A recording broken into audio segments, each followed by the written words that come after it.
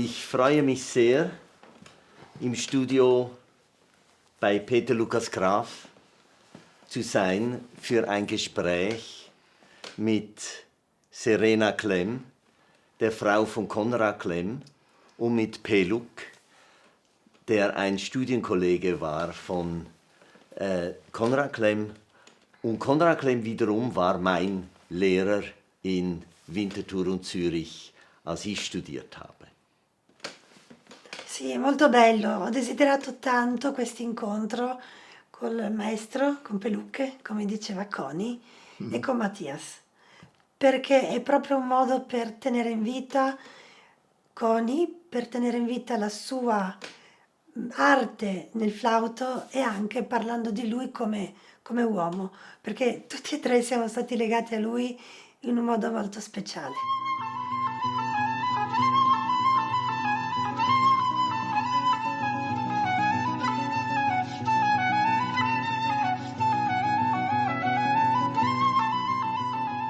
Ja, Peluk, vielen Dank, dass wir bei dir im Studio sein können, in deiner Umgebung, wo du arbeitest, wo du lebst. Freut mich, willkommen. Sehr schön, dass Serena und ich mit dir ein Gespräch führen können zu Konrad Klemm, zu ihrem Mann, der ja auch mein Professor war. Ganz direkte Frage zu Beginn. Wo habt ihr euch kennengelernt? Wo habt ihr euch zum ersten Mal getroffen? Ja, diese erste Begegnung ist mir noch sehr gegenwärtig. Ich kann den Zeitpunkt nicht genau bestimmen, es war wahrscheinlich 1945, 46. Ich ging jedenfalls noch zur Schule, ins Gymnasium in Zürich, und es fand in Luzern ein sogenannter Meisterkurs für Flöte von Marcel Moyse statt. Möglicherweise war das in Europa der einzige Meisterkurs. Heute können Sie ein ganzes Buch füllen mit Offerten von Meisterkursen. Die Welt hat sich sehr geändert. Nun, in diesem Kurs waren nicht mehr als ein halbes Dutzend Teilnehmer. Ich erinnere mich vor allen Dingen an zwei von ihnen, an Aurel Nicolai und an Konrad Klemm. Beide waren 3-4 Jahre älter als ich. Ich war wirklich noch ein Schulbub und in gewissem Sinne schaute ich an den beiden hinauf. Nicolai schon sehr erwachsen und selbstbewusst, und von Konrad Klemm wusste ich, dass er sozusagen schon im Berufsleben drin stand. Ich wusste, dass er, glaube ich, im Winterthur Stadtorchester schon mitgespielt hatte. Ich wusste, dass er den berühmten Hermann Scherchen zu seiner Zufriedenheit vorgespielt hatte. Es waren also, diese 3-4 Jahre Unterschied waren damals für mich Äonen. In jeder Beziehung fühlte ich mich halt als ein bisschen der Kleine. Das drückte sich zum Beispiel darin aus, dass man nach dem Unterricht in ein Café ging, die Schülerschar sozusagen zu Füßen des Meisters, der dann aus seinem unerschöpflichen Vorrat an Witzen und an Geschichten uns teilnehmen ließ. Aber er bestellte sich ein Pernod. Und alle meine älteren Kollegen bestellten dasselbe, sozusagen als Solidarität oder als Bewunderung. Also was blieb mir anders übrig? Ich habe auch bestellt. Ich wusste nicht, dass das ein recht scharfes Absinthgetränk war. Und dann erzeugte ich dann einiges Erstaunen, vor allem des Meisters, der plötzlich lachend auf mich zeigte, weil ich Durst hatte und das Glas in 2-3 Zügen ausgeleert hatte. Das waren meine ersten Eindrücke. Okay. Was spannend ist, für mich sind es Eindrücke, Wahrnehmungen aus dem Leben gegriffen und nicht etwa ein Vorspiel oder ein Konzert. Und das ist ja auch eigentlich sympathisch, wenn man als junger Mensch zur Musik hinkommt, zu einem Instrument hinkommt, dass da ein ganzes Lebensgefühl dazugehört. Und wie war dann das? War dann zwischen diesem Moment und dem Wunsch, nach Paris zu gehen, wo ihr euch ja wieder begegnet seid, war dazwischen eine lange Zeitspanne oder war das schon sehr bald nachher? Das war bald, 2, 3 Jahre höchstens. Ich war 17, als ich nach Paris kam. Aber was du erwähnst, ein Wunsch nach Paris zu gehen, der bestand überhaupt nicht. Ich weiß nicht, wie das bei Conny war. Jedenfalls, ich wurde, und ich glaube, es war für ihn dasselbe, von unserem gemeinsamen Lehrer André Jaunet empfohlen. Er hat uns nach Paris geschickt. Okay. Und zwar nicht nur ihn, sondern überhaupt seine besten Schüler und Schülerinnen. Und wir hatten das Glück, beide in der Klasse aufgenommen zu werden, als Ausländer. Denn pro Klasse wurden höchstens 2 Ausländer aufgenommen in Paris dazu mal. Und wir waren dann plötzlich in der gleichen Klasse in Paris, aber ohne Wunschvorstellungen. Wir wurden sozusagen dahin beordert. In dieser Zeit, wo ihr studiert habt, hatte die Schweiz da nichts zu bieten musikalisch als Weiterausbildung oder hätte es Alternativen gegeben zu Paris? Also hätte es eine Alternative Deutschland gegeben oder Italien oder vielleicht sogar England? Na, wir wussten mit unserem wenigen Allgemeinwissen, dass Frankreich die beste Schule hat und dass Paris das Beste ist, was einem passieren kann als Flötist. Und ein Premierbrief vom Pariser Konservatorium hat einem tatsächlich in ganz Europa Türen geöffnet. Jawohl. Das war dann in der Absicht, man hat sich als Soloflötist bei einem Orchester gesehen. Oder, ich meine, das wäre ja die gängige Laufbahn, Ja, dann die aus solcher Karriere. Klar, denn die Französischen damals im Pariser Konservatorium, das ja sehr rational eingerichtet war, hat sich die Schule gefragt, was muss einer können, um im Beruf bestehen zu können. Also ein Flötist wird Orchestermusiker. Was muss er können? Er muss gute Technik haben, einen guten Ton haben, er muss alles Blatt lesen können. Punkt. Über Künstlerisches, Musikalisches, dafür ist das Konservatorium nicht verantwortlich. Sondern diese 3 Sachen müssen ausgebildet werden. Aber die wurden halt auf höchstem Niveau ausgebildet. Und ich musste ja dann Solfège lernen, mit Solmisation, was ich mit meiner schwerfälligen deutsch-schweizerischen Zunge zum Problem wurde. Es war viel schwieriger für mich, als Flöte zu spielen, Do, Re, Mi, Fa, Sol, La, Si, Do zu lernen. Das ist ja spannend. Das sind Dinge, die man vorher nicht weiß, bevor man nicht dahin geht. Die französische Sprache als Sprache, war die dir schon geläufig oder auch Conny? Habt ihr von der Schule her einen Grundstock an französischer Sprachausbildung gehabt? Also wie das bei Conny war, ich glaube nicht besser als bei mir. Ein rudimentäres Französisch. Ich habe dann mit Simenon Detektivromanen versucht, mein Französisch aufzubessern. Aber dann natürlich, wenn man einmal da ist, débrouillez-vous, so oder? nach 2 Jahren Ja. ist man einigermaßen Ja. drin. Wie war dann der Stellenwert der Flöte als Instrument in einem Konservatoire, wo ja auch andere Instrumente unterrichtet werden? War die Flöte so damals als die Königin der Instrumente oder war es eher Klavier, Gesang oder gab es diese Niveaus oder im Ansehen der Instrumente gar nicht? Also subjektiv waren wir halt auf uns selber Ja. konzentriert und das war, glaube ich, bei allen dasselbe. Ja. Seine Sache ist die wichtigste und die andere ist nicht so wichtig. Es ist eine Spezialistenschule. Aber in Wirklichkeit war natürlich die Flöte, in Wirklichkeit würde ich sagen, weit unten, nicht? Also was ich gesagt habe, bildungsmäßig für einen Flötisten, was da nötig war, diese 3 Sachen, sonst nichts. Schon beim Pianisten ist das ein bisschen besser, der muss ja Literatur kennen, die ganze wunderbare Literatur, die gibt es für Flöte nicht. Dann kommt die Geige, zuerst noch die Geige und dann vielleicht das Klavier und dann kommt die Orgel, schon 2 Stockwerke höher an Bildungsgrad und dann wird es noch schwieriger, dann kommen Komponisten, Da muss man ein Premier Prix in Harmonie lernen und ein Premier Prix in Contrepoint. Also jedenfalls für mich war dieser Aufenthalt maßgeblich, dass ich meine Aspirationen zu komponieren aufgegeben habe. Ich habe gedacht, das schaffe ich nie mehr.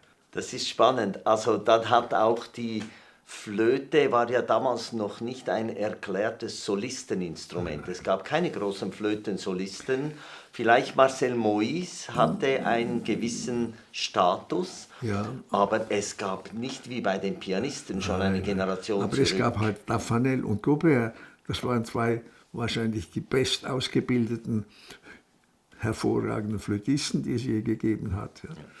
Das waren aber auch Dirigenten und Komponisten gleichzeitig. Das gab es dann nicht mehr, aber das waren die beiden großen Idole, an die man sich hielt. Die erste Begegnung mit Conny Klemm war in Luzern, wie du gesagt hast, die zweite in Paris, wo wir jetzt gehört haben, wie die Atmosphäre so war.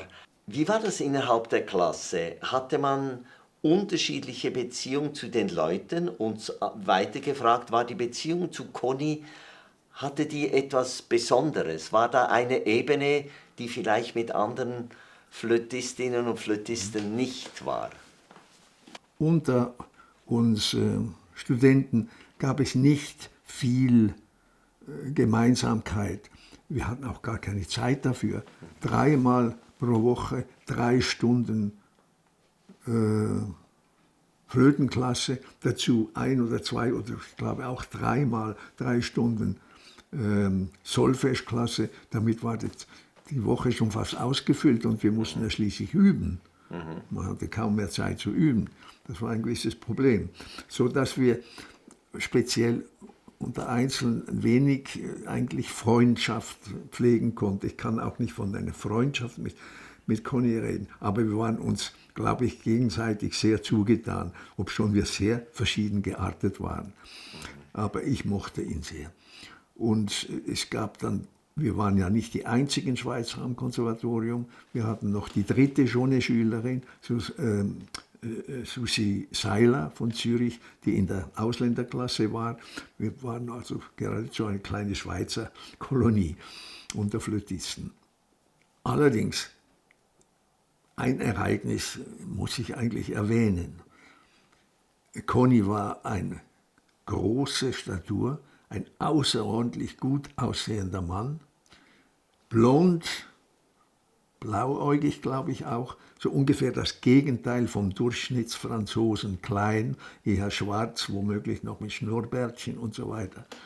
Und er hatte eine sehr natürliche, sehr einfache, sehr zugängliche Art, die eigentlich einfach jedermann sympathisch war. Aber besonders sympathisch war er der Frauenwelt. Und das war schon aufsehenerregend. Es war ereignishaft, seine Erscheinung im Konservatorium in Bezug auf die Frauenwelt. Das ging so weit, dass meine Landlady in Paris, ich weiß nicht, wie alt sie war, schon alt, also in den 40er oder 40er Jahren vielleicht, dass die schon wusste, dass da im Konservatorium ein Bel Animal existierte. Das ist eine sehr schöne Schilderung. Ich kann das nachvollziehen, diese Direktheit, die Conny hatte, das habe ich im Unterricht auch erlebt. Es war so nichts Intellektuelles an ihm, auch im Umgang mit den Menschen. Er ging auf alle Menschen zu und das hat ihn wirklich ausgezeichnet, auch als Student. Man konnte zu ihm gehen, hat ihm vorgespielt und ich kann mich erinnern, beim allerersten Mal, als ich ihm vorgespielt habe, hat er gesagt, ja, das ist gut, aber so lasse ich dich nicht spielen. Und da war es für mich klar, also ich lasse mich drauf ein oder ich gehe nicht zu ihm für die Zusammenarbeit. Und diese Art von, diese Direktheit, das war schon, hat ihn schon ausgezeichnet. Ja, also ich glaube, wir mochten uns gegenseitig gerade wegen dieser Unterschiedlichkeit. Ja. Ich habe an ihm bewundert, ich meine auch diese Welt, und wenn ich jetzt von Damenwelt spreche, die war für mich unzugänglich. Ja. 17-jährig. Und er, als ich anfing zu dirigieren in Paris, in der Dirigierklasse, hat er gesagt, ja, er möchte das auch gerne, aber das kann er einfach nicht. Das ist ihm zu kopfig. Ja. Ja, das ist spannend. Das war wirklich ein Charakterzug von ihm und das hat sich dann eben in der Musikalität widerspiegelt. Er konnte unerwartet spielen. Er konnte quasi drauf losspielen, wenn es sein musste. Und das hat er sich auch bewahrt, auch später. Ja. Und das war schon etwas, was mich bei ihm fasziniert hat. Halt. Ich habe 2 Fotos gefunden. Ein Foto, wo ihr zu dritt, Alles Schweizer. Pelouse interdite, um das Schild auf diesem Rasen, den man ja nicht betreten darf, offensichtlich, gruppiert ihr euch um Sehr hübsch. dieses Schild. Kannst du dazu etwas sagen? Ich kann mich nicht erinnern, wo das war. Parc Monceau vielleicht? Vermutlich Parc Monceau. Aber ich kenne das Gebäude nicht mehr. Ja. Und auch die Figur. Aber es könnte sein, Parc Monceau, das ist nicht sehr weit vom Konservatorium entfernt. Und Ich die erinnere Leute? mich auch. Ja, die Leute, das ist François Binet, der Sohn des Komponisten, auch Flötist, der in der sogenannten Ausländerklasse aufgenommen wurde. Da wurde eine spezielle Klasse gemacht, die ein bisschen bezahlt war. Wir haben ja alle gratis gelebt, also studiert mit den Franzosen. Hingegen, die mussten ein bisschen was zahlen. Ja, da ist eben Conny, François und ich. Oh, das ist hervorragend. Ja, und dann waren wir auch zusammen mal auf einer Foire. Das ist das andere erinnere Bild, ich mich das sehr finde ich gut, großartig. wo ich mich als Schweizer Wilhelm Tell als Schütze betätige. Ja. Das kann ich mir vorstellen, schönes die Bild, beiden ja. Schweizer, die hier sagen, Gut, ja. zeigen, wie man schießen kann. Ja, Sehr nett. wunderbares Bild. Wie war dann die Stimmung in der Klasse? Ihr hattet ja, ist dieses dritte Bild, das ich hier habe, ist das typisch für die Klasse, dass die ganze Klasse im Unterricht dabei war? Immer. Eben, und man hat Immer. vor allen gespielt, immer. Immer. Ja. Das habe ich ja dann übernommen. Als ich 40 Jahre später anfing zu unterrichten in Basel, habe ich gefunden, das ist ein gutes System, das übernehme ich. Und da spielst ja du offensichtlich. Da bin ich dran, ja. Und Conny hier schaut zu. Elegant wie immer. Ja, genau. Das ist mein Eindruck, den ich von diesem Bild auch habe. Ja. Während eurer Zeit in Paris war ja der Wechsel von Marcel Moïse Zu Roger Cortet. Zu Roger Cortet. Und wegen Marcel Moïse ging man nach Paris und dann ist da ein anderer Lehrer. Wie war das für euch? Für uns war es eigentlich ein Glücksfall, denn Roger Cortet brachte ungefähr das Gegenteil an Stimmung von dem, was wir bei Marcel Moïse erlebt haben. Wie soll ich das charakterisieren? Moïse war in gewisser Hinsicht eigentlich sehr, sehr streng und Roger Cortet war der Entspanner. Er konnte sagen, détendez-vous, détendez-vous. So ein Wort hätte man nie aus dem Mund von Moïse hören können. Oder er konnte sagen, la musique, c'est le parfum de la vie. Oder er konnte sagen, Matthäus Passion ist wunderbar, aber 1,5 Stunden Bach, das ist nicht ertragbar. Und ich glaube, in dieser Hinsicht war er auch nicht nur für mich, sondern für viele und ich glaube besonders auch für Konrad wichtig, weil ich das von ihm gehört habe, einmal kurz in einem Gespräch, dass er in eine gewisse Krise gekommen ist während seines Pariser Aufenthalts und dass ihm Roger Cortet speziell geholfen hat. In der Zeit, wo ich eben schon weg war. Denn er hat seinen Preis 2 oder 3 Jahre später gemacht. nach dieser ganzen Studienzeit in Paris sind ja alle Studierenden in unterschiedliche Richtungen gegangen und Conny wurde Soloflötist im Orchestra Santa Cecilia in Rom und du gingst nachher in die Schweiz zurück. Wie verlief eure nächste Begegnung? Seid ihr euch bald begegnet oder viel später? Wir sind uns kaum mehr begegnet, aber wir wussten natürlich voneinander. Ich war Soloflötist in Winterthur, er war Soloflötist in Santa Cecilia und ich wusste, was er da für eine Pionierleistung eigentlich auszufüllen hatte in Italien, wo die Flöte eigentlich in der Zeit wenig Tradition hatte. Da war nur Severino Gazzelloni. Das war nicht nur ein Flötist, das war ein Nationalheld. Das war unglaublich, seine Popularität. Aber er hat eigentlich keine Schule begründet. Er hat nicht viel weitergegeben, sondern es war ein einmaliges Phänomen. Hingegen nehme ich an, doch, dass der Einfluss von Conny in Italien erheblich war. Es kamen dann auch immer wieder französische Flötisten für Meisterkurse nach Rom und so weiter. Da hat er sicher einen großen Verdienst. Aber wir haben uns selten mehr getroffen. Ich erinnere mich nur an eine kurze Begegnung in Rom, als ich da mal ein Konzert hatte. Oder als ich nach Sermoneta fuhr, wo ich oft unterrichtet hatte. Und das war einfach sehr freundschaftlich, äußerst freundschaftlich. Wir haben uns wieder gesehen wie vor 20 Jahren vorher. Das war einfach sehr sympathisch. Hingegen traf ich ihn dann öfter in Biella. In Biella gibt es eine Akademie für Flöte und ich hatte da ein gutes Arrangement getroffen, 7-mal im Jahr hinzufahren für dieselben Studenten. Und nach 3 Jahren konnten sie ein Diplom machen. Und zu diesen Diplomanlässen habe ich dann Conny gebeten, als Experte zu kommen.